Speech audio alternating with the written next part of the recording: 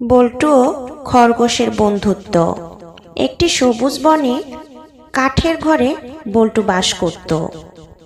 বল্টুর চোখ দুটো উজ্জ্বল এবং বড় বড়।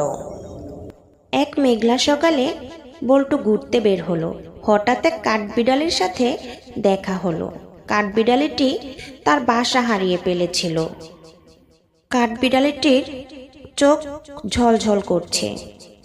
কাঠবিড়ালিটি গাছ থেকে একটি ডাল হঠাৎ করে বল্টুর সামনে ফেলল।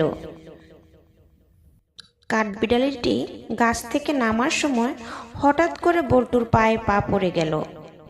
বল্টু তাতে বিরক্ত না হয়ে বলল, তুমি কি আমার বন্ধু হবে?